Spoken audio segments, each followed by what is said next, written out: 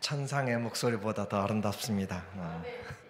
오늘도 하나님 말씀 앞에 서게 되어 여러분 모두를 주의 이름으로 축복합니다.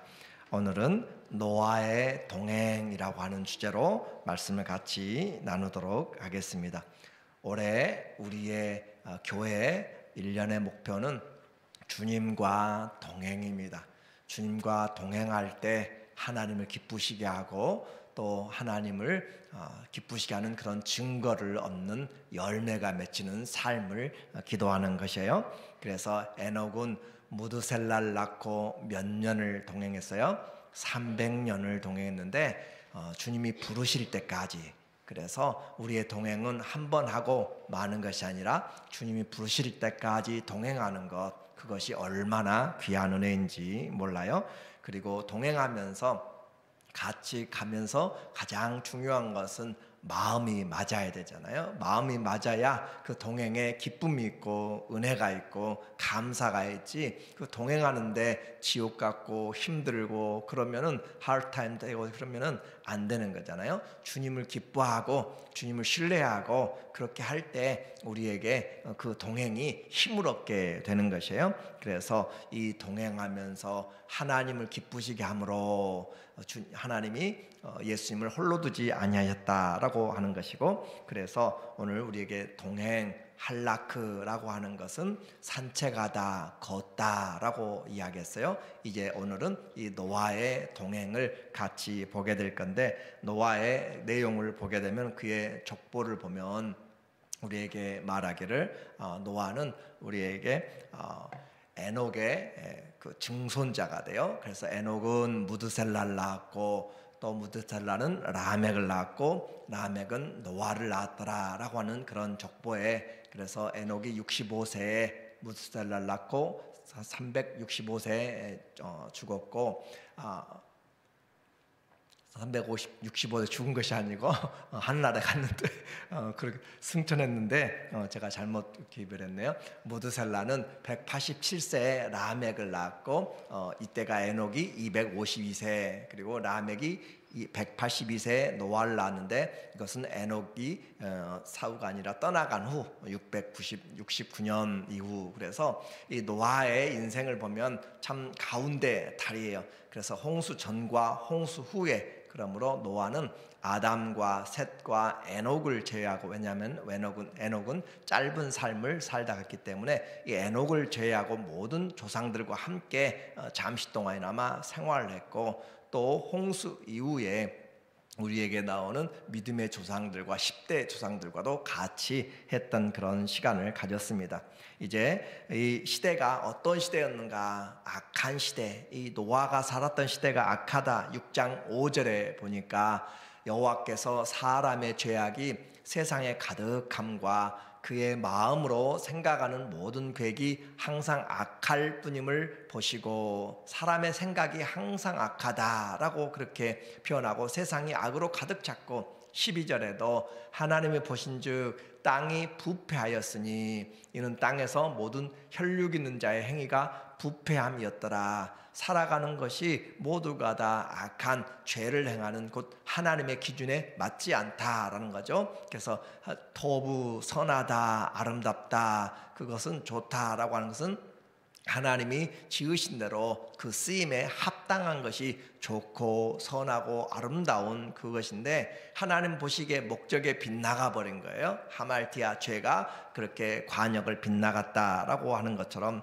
그렇게 해서 하나님의 마음에 근심이 있을 정도로 그렇게 여기서는 전능하신 하나님을 아버지가 자녀가 곁된 길로 갈 것을 염려하는 그런 부모의 마음으로 표현했어요. 그래서 하나님이 심판을 하지 않으면 안 되는 그런 상황까지 왔습니다. 6절에 보니까 땅 위에 사람 지으셨음을 한탄하사 마음에 근심하시고, 하나님이 몰랐는가 다 아셨어요. 그러니까 전능하신 하나님의 그런 관점에서 쓴 것이 아니라 부모의 마음에서, 아버지의 마음에서 자식이 밖으로 떠나가는 그런 것을 지금 염려하는 마음으로 기도를 한 거예요. 이르시되 내가 창조한 사람을 내가 지면에서 쓸어버리되 사람으로부터 가축과 기는 것과 공중의 새까지 그리하리니 이는 내가 그것들을 지었을 한탄함이니라 하시니라. 그래서 아버지의 마음을 가지고 오늘 이 시대에도 우리는 노아의 시대와 같이 그렇게 죄악에 관영한 때 있습니다. 노아가 살았을 당시에 이 셋의 후손들이 곧 노아의 족보가 살고 있었고, 또 반대로 가인의 후손들도 동시대에 살고 있었어요. 그런데도 불구하고 세상은 점점 이 셋의 경건한 자손보다는 이 가인의 후손들이 세상을 장악하고 또 약육강식으로 폭력과 죄가 만연한 그런 시대가 되었다라고 하는 것이죠. 이 시대에도 세상을 살아가면서 세상의 악함이 팽배해지고 하나님을 찾는 것보다는 거짓과 또 속임수들이 많아지는 시대. 그래서 믿음으로 산다라고 하면 이상하게 천연기념물을 보는 것 같이 그렇게 희귀하고 그렇게 되어 있는 시대. 그렇지만 노아는 믿음으로 살았다라고 우리에게 분명한 고백을 성경이 해주고 있습니다. 믿음으로 살았다. 그래서 믿음으로 사는 것은, 믿음은 말씀을 들으면서 생기기 때문에 하나님의 말씀을 가볍게 듣지 않았다라고 하는 거죠. 그래서 이 노아의 인생에서 하나님과 동행, 오늘 8절에 보면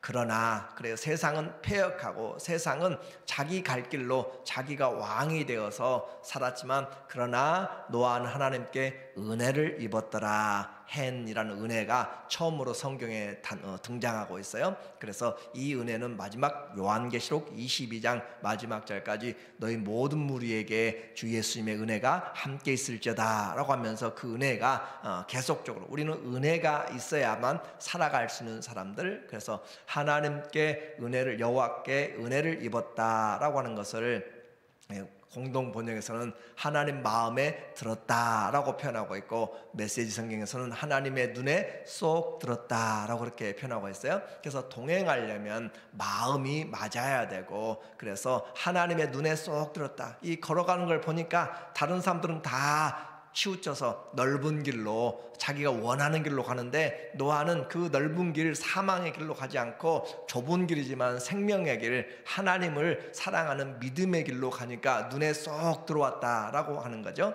그래서 하나님 앞에서 살아가는 것, 그분의 눈 앞에서 살아가는 것 얼마나 우리에게 중요한지 모릅니다. 그래서 세상은 다른 모두가 다 자기 마음대로 살았지만 이 노아는 하나님의 마음 앞에서, 눈 앞에서 살고 있는 것. 이 시대에도 하나님은 여전히 이렇게 믿음으로 사는 자를 찾습니다. 역대하 16장 9절에도 우리에게 하나님은 온 땅을 두루 감찰하사 그 눈으로 하나님을 전심으로 찾는 자들 향하여 능력 베푸시기를 원하시나니, 하나님은 우리에게 능력 베푸시기를, 전심으로 찾는 자에게. 또한 요한복음 4장 23절에도 우리 하나님은 영이시니 예배하는 자들 하나님이, 신령과 진정으로 예배하는 자들 하나님이 이렇게 예배한 자들을 찾으시느니라. 하나님이 이렇게 예배하는 자, 영과 진리로 예배한 자들을 찾고 있습니다. 그래서 하나님이 이렇게 은혜를 입었는데 9절에 이것이 노아의 족보이니라. 노아는 의인이요 당대 완전한 자라. 그는 하나님과 동행하였으며. 이 표현들은 대조적인 것이에요. 그래서 노아가 의인이고 완전한 자라를 이야기하니까 죄가 없다라는 것이 아니고, 우리는 성경이 분명하게 로마서 3장 9절 10절 이하에서도 세상의 모든 사람들이 한 사람도 하나님 앞에 의인이 없다라고 분명하게, 모든 사람이 죄를 범하였음에 라고 단정을 하고 있어요. 모든 사람이 죄를 범했거나 단지 하나님이 긍휼히 여기셔서 지금 비교적으로 사람들의 입장에서 보았을 때 그는 하나님 안에서 살려고 했다라고 하는 것이죠. 그렇게 해서 그는 하나님과 동행하였으며. 시대가 악한 때입니다. 왜 이 노아의 이 동행이 우리에게 중요한가라고 하는 것은, 그 시대가 악한 시대 가운데 시대를 거스리고 하나님의 말씀을 거스르는 시대 가운데서 하나님과 동행했다라고 하는 거예요. 모든 사람들이 다르게 가는데 우리는 거꾸로 돌아서서 가는 사람들, 믿음을 따라서 가는 사람들, 그것이 바로 하나님을 쫓아가는 사람들의 모습입니다. 그리고 또한 베드로후서 2장 5절에 보면 노아에 대해서 이야기할 때 그 노아가 그 불의한 시대에서 의를 전파하였으며라고 그렇게 이야기해요. 불의한 시대에 의를 전파했다. 그래서 노아에 따르는 그런 그 전설을 보면은 노아가 매일 방주를 지어가면서 하루에 3번씩 종을 만들어서 3번씩 종을 치면서 하나님이 심판하신다, 돌아오라 라고 그렇게 외쳤다라고 하는 것들도 우리에게 알려주고 있어요. 그러나 이와 같이 그 성경의 내용을 따라서 베드로후서 2장 5절인 것처럼 의를 따라서 하나님의 그 의를 노아가 전파했다라고 하는 것이죠. 그래서 이 노아는 그 같이 살았기 때문에 조상들로부터 이야기를 들었을 거예요. 아담 할아버지가 어떻게 창조되었고 어떻게 또 살았는지, 그리고 또 에녹이 어떻게 하나님 앞에서 살다가 갑자기 사라졌는지 조상들의 이야기를 들었을 것입니다. 그렇게 들어가면서 그는 분명히 말씀으로, 그래서 시대를 쫓아가 살지 않고 세대를 본받지 않고 하나님 기뻐하시고 온전하신 뜻을 쫓아갔다. 모든 사람들이 넓은 길을 갈 때 좁은 길을 갔던 사람.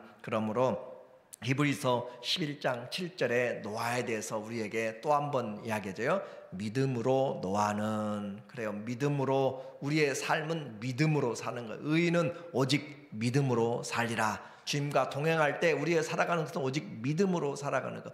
믿음으로 노아는 아직 보지 않은 일에 경고하심을 받아 경외하심으로 방주를 준비하여 그 집을 구원하였으니, 자, 경고하심을 받다, 심판을 경고를 받았어요. 무드셀라가 죽으면 심판이 온다라는 것을 들었고, 또 하나님이 홍수를 내리겠다라고 한 걸 들은 거죠. 또 하나님을 경외함으로, 자, 심판을 대하여서 하나님을 경외함으로 준비했습니다.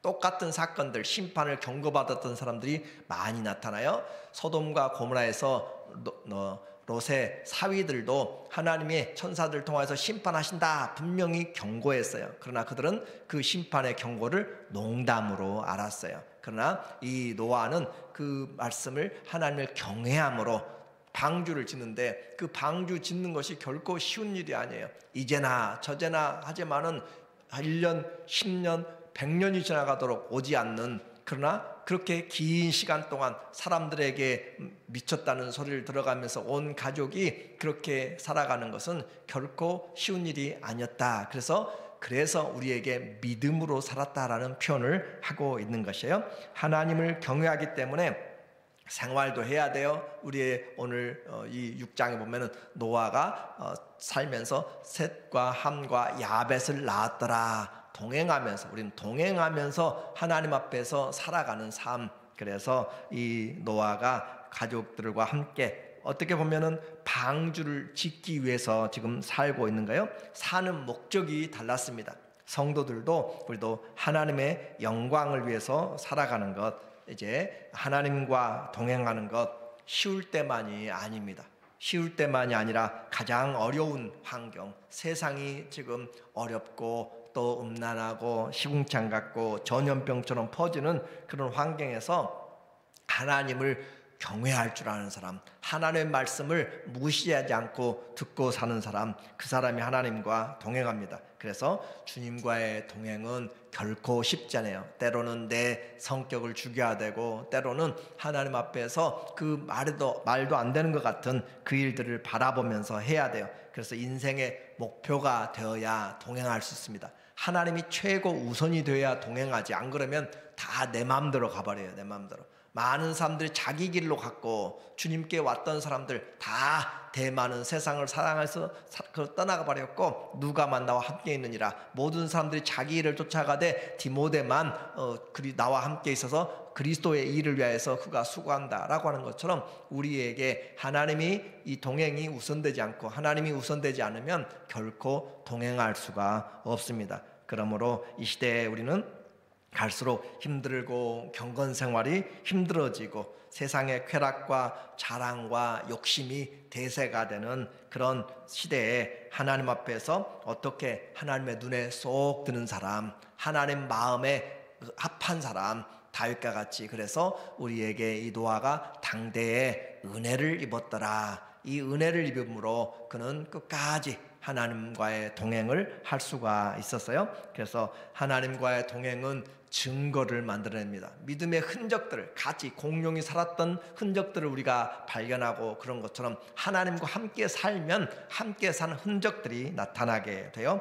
그래서 하나님을 기쁘시게 하는 자라는 증거를 얻었다라는 것이 에녹의 증거였고, 노아도 이 홍수 한 번도 보지 않은 그런 일들에 대해서 경고하심을 결코 가볍게 듣지 않았습니다. 동행의 이런 증거가 없이는 죄를 이기지 못하고, 사단을 이기지 못하고, 세상을 이기지 못합니다. 자신을 이기지 못합니다. 주님을 따르려면 말씀의 권위를 가볍게 여기지 않고 순종해야 되는 거예요. 그래서 주를 따르려면 자기를 부인하고 하나님을 쫓아가는 거, 십자가를 지고 주님을 따라야 시대를 이겨낼 수 있습니다. 오늘도 우리에게 주어진 삶의 목표가 주님과 동행하는 것, 말이나 일이나 무엇을 하든지 예수님의 이름으로 하면서 그렇게 동행함으로 증거들이, 주님을 기쁘시게 하는 증거들이 많아지는 그런 삶이 되기를 예수님의 이름으로 축원합니다. 아멘. 기도합니다.